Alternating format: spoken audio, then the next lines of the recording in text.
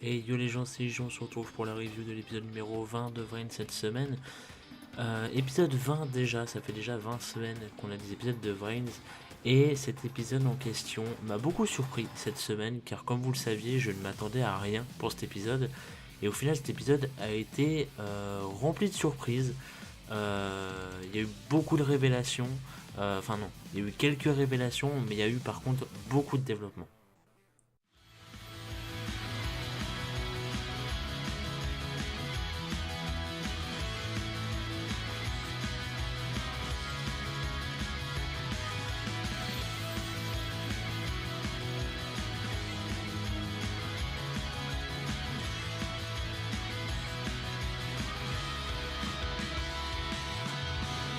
Into the brains! Donc un épisode riche en développement cette semaine. Qu'est-ce que j'entends par là? Bien évidemment vous le saurez quand j'en parlerai. Alors j'ai pris quelques petites notes. Vous le savez, je prends pas beaucoup de notes pour les duels, donc j'ai pas détaillé le duel, mais j'en ai pris quand même parce qu'il faut. Et surtout je ne compte pas inviter d'invités, tout simplement pour la partie à vie. Cette semaine j'ai envie d'être un peu tranquille. Du coup voilà, surtout que la semaine prochaine il y aura sûrement Nao qui va revenir. Donc on verra.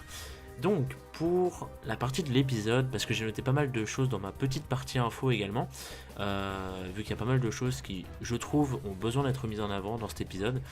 Donc on en reviendra plus tard. Donc la partie de l'épisode, si vous voulez, ça commence avec Akira qui refuse du coup de répondre à la question de Playmaker, à savoir qui est le cerveau derrière le projet Anoi. Akira du coup refuse de répondre parce qu'il pense que ça ferait qu'énerver de plus belle Playmaker. En fait il n'a pas tort sur le coup, c'est vrai. Et donc au final, pour ne pas résumer trop le duel, entre grosses guillemets, si vous voulez, Playmaker finit par renverser la situation malgré les cartes totalement craquées d'Akira qui le rendaient quasiment invincible, hein. Surtout qu'il en a eu d'autres dans l'épisode en plus qui renforçaient ses combos et tout. C'était absolument infâme, son monstre allait jusqu'à 4500 d'attaque. Et du coup voilà, donc Playmaker finit par faire l'invocation de plein de nouveaux links, enfin deux nouveaux links mais plein de links en soi, dont deux nouveaux, dont un Gardna. Et c'est assez intéressant parce que des Gardna il y en avait, alors corrigez-moi, mais de tête, je crois qu'il n'y en avait pas eu des Gardna dans Arc 5 en y repensant. Je crois qu'il n'y en a pas. Il y a peut-être Jack qui a un Gardna, mais genre vraiment dans les persos d'Arc 5, je crois qu'il n'y a pas de Gardna. Et c'est assez étonnant parce qu'il me semble que tous les protags ont un Gardna. Enfin bref, voilà, donc il y a un Gardna et j'ai trouvé ça assez sympa parce que c'est toujours une petite référence assez marrante. Et donc Playmaker invoque plein de nouveaux monstres Link qui permettent en fait au Firewall d'activer vers la fin du duel un effet en fait qui peut renvoyer autant de monstres depuis le cimetière ou le terrain des deux joueurs, hein, dans la main de leur propriétaire selon le nombre de monstres qui sont co-link à lui. C'est-à-dire que par exemple, dans le cas présent, le Firewall avait deux monstres qui étaient attachés, enfin qui étaient co-link à lui, du coup, qui étaient attachés à ses marqueurs.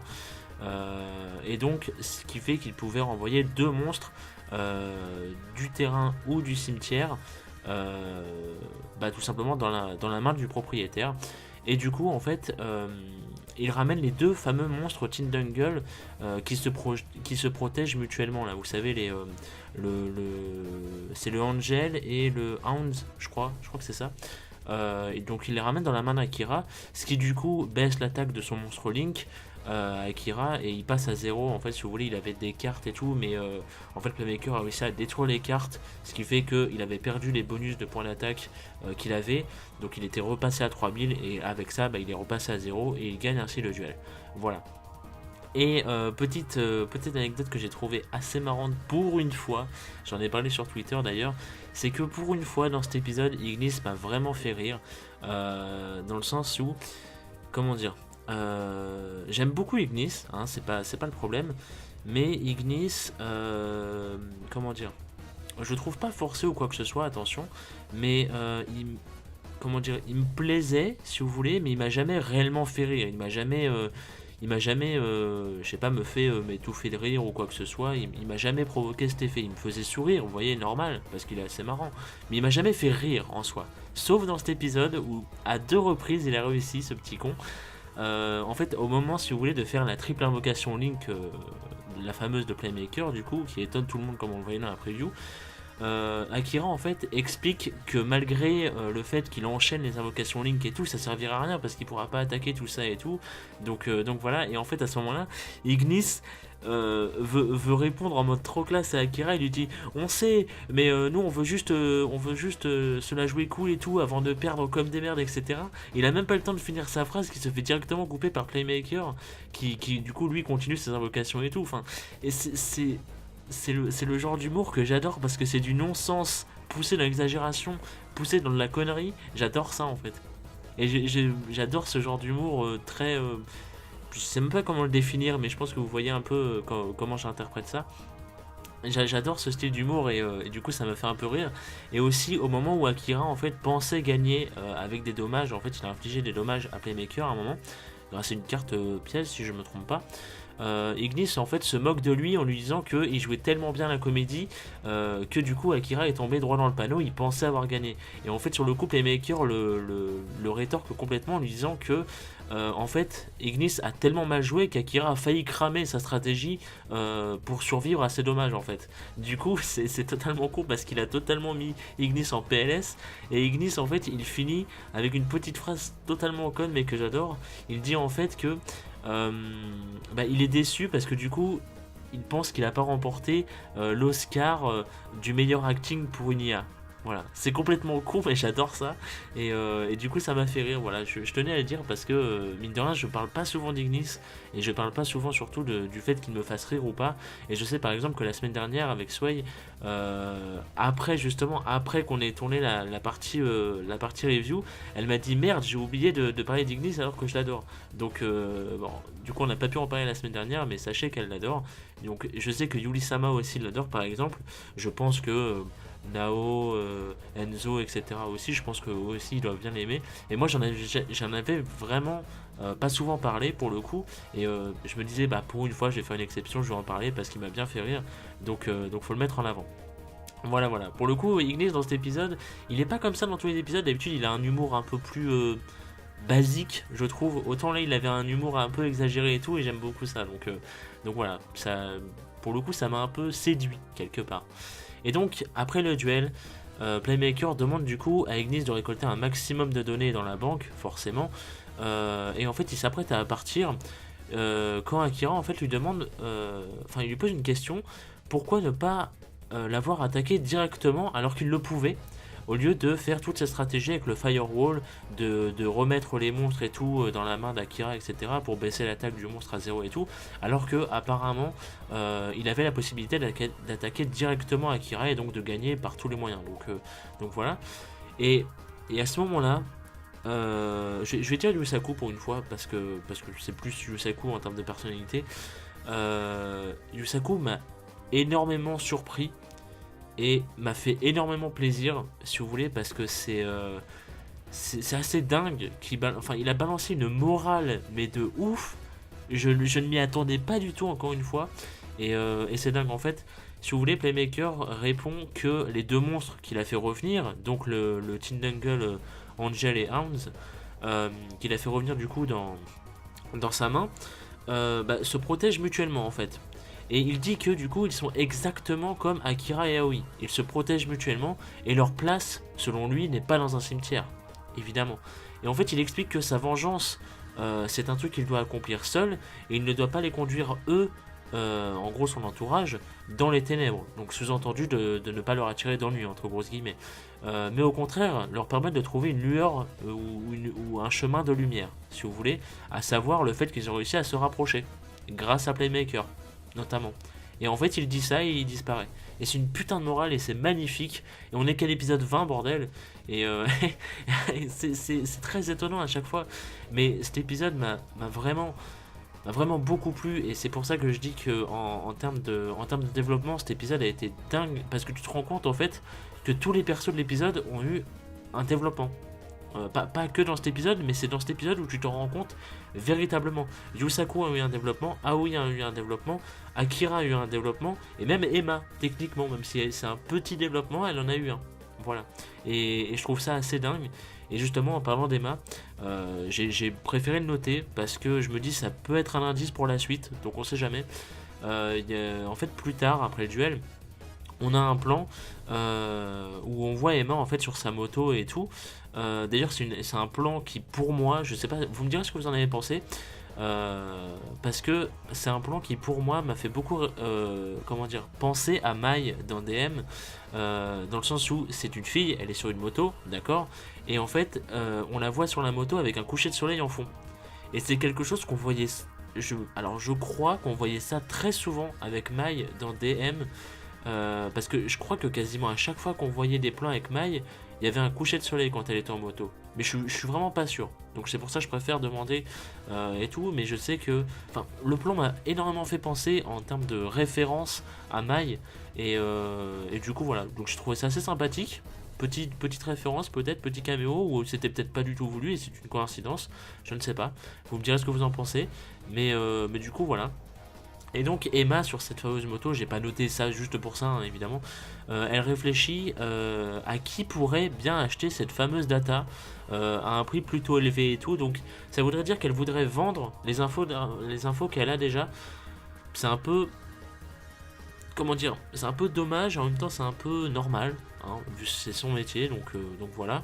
Mais c'est un peu dommage parce que moi je pensais qu'elle allait la garder justement pour en faire un scoop à elle, et en fait, je pensais vraiment qu'elle allait vraiment la garder pour elle pour le coup, tu vois, surtout que c'est un gros truc, et en fait non, elle veut, j'ai l'impression que bah du coup elle veut s'en débarrasser, peut-être, donc à voir, mais je pense que ça peut être très sympa, la tournure que ça va prendre avec Emma qui connaît des choses et tout, je pense que ça peut mener à quelque chose d'assez sympathique, on verra bien évidemment, mais voilà, c'est pour ça que j'ai préféré le noter, parce que je me dis on sait jamais, ça peut peut-être être un petit indice, et si je passe à côté, je risque de m'en vouloir dans les prochaines reviews, donc on sait jamais. Voilà. Et donc après son retour, Yusaku et Kusanagi analysent ensemble les données qu'Ignis a récupérées, et en fait ces dernières nous apprennent énormément de choses. Elles nous révèlent que déjà que Kokami est bien le cerveau derrière le projet Anoi, donc ça, bon, tout le monde l'avait cramé, mais que c'est également un ancien chercheur pour la Sol, donc ça déjà c'est un peu plus étonnant, mais surtout, et ça c'est vraiment le truc que tu te dis, enfin en plus je l'ai senti venir, mais j'étais étonné malgré la révélation en fait. En fait, ce qui se passe c'est que Kogami est censé être mort il y a 7 ans. C'est assez trash, on va pas se le cacher, et c'est assez étrange encore plus surtout. Et en fait à ce moment-là on a un plan sur Kogami et Revolver, qui sont dans leur espèce de QG d'Anoi, je sais pas, qui sont devant une espèce de puits géant, enfin je sais pas trop comment dire ça, c'est un espèce de gros trou, donc j'ai appelé ça un puits, voilà. Et en fait c'est un puits qui, au fond du puits il y a une toute petite lueur, et en fait ils parlent d'un projet qu'ils ont et tout, tous les deux. En fait Kogami explique qu'il a pour projet, du coup il prévoit de détruire tous les réseaux du monde, en jetant apparemment une petite graine dans le puits. Et donc c'est ce qu'il fait, il jette un espèce de petit cube informatique, je sais pas ce que c'est, dans le puits, et l'épisode se termine comme ça. Voilà, donc c'est un peu le guac, mais du coup voilà, donc on ne sait pas ce qui va se passer, on verra bien, et puis bah voilà, oui on verra bien. Mais c'est quand même très surprenant, et c'est là aussi que je vous disais que on a eu pas mal de révélations, et encore une fois je m'y attendais pas, parce que je m'attendais vraiment à un épisode juste focus duel en fait, et en fait on a eu des développements, on a eu des morales, on a eu des révélations, et c'est dingue, et c'est assez fou. Mais Vrains arrive vraiment à de plus en plus m'hyper, c'était pas ça pour l'instant. Vrains j'aimais bien, hein, on va pas se le cacher, j'aimais bien, mais j'étais pas spécialement vraiment hypé si vous voulez, j'attendais de voir la suite et tout, mais là ça commence vraiment à me hyper, et donc du coup j'aime encore plus, donc c'est plutôt cool. Et sinon pour la petite partie info, on a pas mal de plans sur le terrain pour une fois. Alors j'ai préféré noter ça, pourquoi? Parce que je sais plus si je l'avais gardé au montage ça, mais encore une fois la semaine dernière avec Sway on en avait parlé.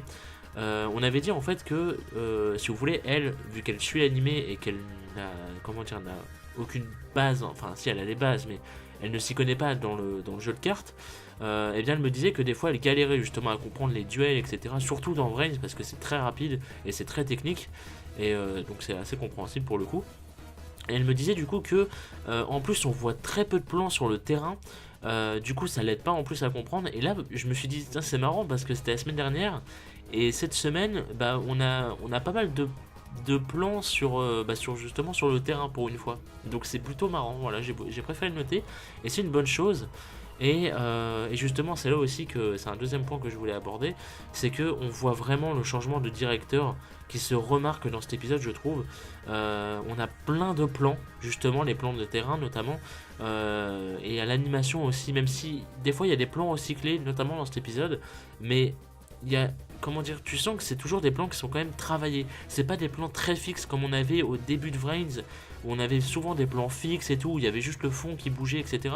Maintenant, tu as tous les plans qui bougent, et tu te dis que vraiment l'animation a passé un cap. Et en fait, je sais pas trop comment l'expliquer, mais moi personnellement, je le ressens.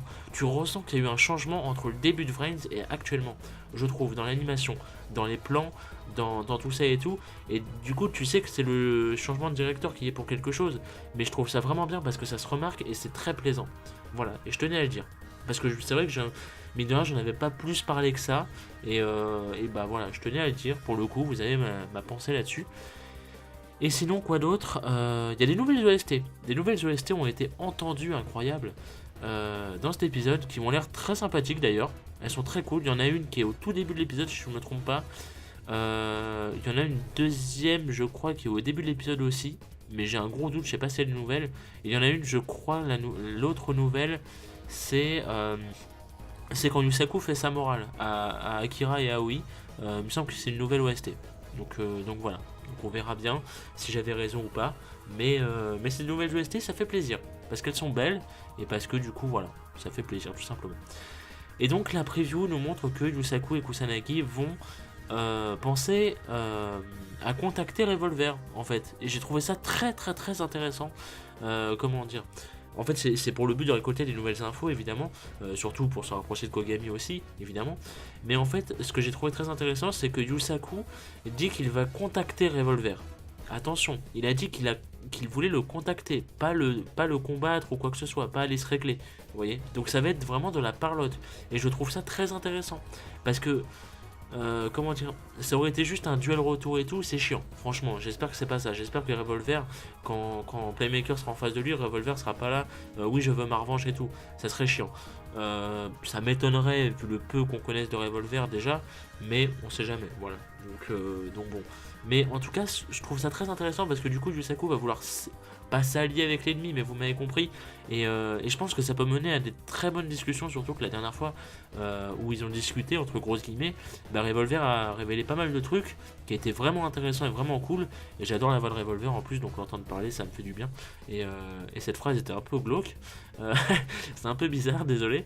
Mais voilà, donc je suis assez content de la tournure que ça prend. On verra bien du coup les révélations qu'il y aura la semaine prochaine. Et aussi on a un plan avec Ignis qui du coup manigance quelque chose avec Robopi. Et comme on l'avait dit dans la partie, je crois que c'était dans la vidéo spoiler je crois, avec Yuri-sama, c'est sûrement il menace, enfin pas il menace mais il manigance pour, comment dire, il complote pour essayer de faire sortir Ignis du disque de duel peut-être. On verra bien, c'est sûrement ça en plus, donc on verra. Et donc je voulais finir par le fameux truc où je disais que tous les persos ont un développement, et ça c'est grâce à Playmaker, et c'est vrai, parce que du coup Yusaku, on a eu son développement, on a eu le développement de son histoire, etc., de sa pensée et tout, donc c'est un développement, je suis désolé, c'est un développement. On a eu le développement avec Akira, du coup on connaît mieux pareil son passé et tout, donc voilà. On a eu le développement avec Aoi, c'est grâce à Playmaker encore une fois, parce que c'est grâce à elle que, qu'elle a pu en gros se rapprocher d'Akira, donc voilà, pareil je trouve que c'est un développement et tout, et c'est encore une fois grâce à Playmaker. Et pareil pour Emma, on a eu un tout petit développement pour Emma, c'est le plus minime, mais il y en a quand même un, c'est-à-dire que, je sais pas si vous allez me comprendre, mais d'habitude on voit Emma qui s'en fout des autres. Et je sais pas, mais là je me dis qu'elle devait pas s'en foutre, parce que alors certes elle a utilisé Yusaku comme un appât et tout, elle a utilisé Playmaker, tout ça et tout, mais le truc c'est que je me dis elle doit avoir un espèce de petit développement, elle doit commencer à les aimer, parce que sinon truc tout con, pourquoi elle ne se serait pas barrée avant le duel? Elle aurait pu très bien pu se barrer et juste dire à Akira j'ai mes données, je me casse. Et non, elle est restée pendant tout le duel, et même un peu après le duel. Donc vous voyez, je me dis, ça se trouve Emma, c'est en train de la travailler un petit peu, et il y a un petit développement avec. Voilà, il est tout petit, mais il est là. Donc voilà, donc j'ai beaucoup aimé parce que cet épisode m'a vraiment fait me rendre compte que tous les persos en fait présents, du coup là, avaient eu un développement. Grâce à Playmaker en plus. Donc c'est d'autant plus ouf. Et du coup, enfin, je trouve que Vrains pour l'instant, grâce à cet épisode, en tout cas, ça m'a vraiment fait comprendre que Vrains était vraiment bien écrit pour le coup. Et ça fait plaisir. Voilà, on verra comment ça se passe pour la suite. Mais je voulais conclure avec ça. Et également avoir votre avis sur la chose, parce que ça m'intéresse. Donc voilà, donc merci à vous d'avoir regardé. Je vous laisse, je vous dis rendez-vous à la semaine prochaine parce que cette semaine il n'y a pas de review de Sun et Moon et je sais pas pourquoi je le dis parce que normalement les reviews de Sun et Moon sont censées apparaître avant les reviews de Vrain, donc je suis un peu con. Mais du coup voilà, donc on se retrouve samedi pour le retour de Sun et Moon ou dimanche prochain avec Nao pour ce qui semblerait être d'autres révélations. Donc on va guetter ça. Et puis voilà, merci à vous, la section commentaires et des bisous.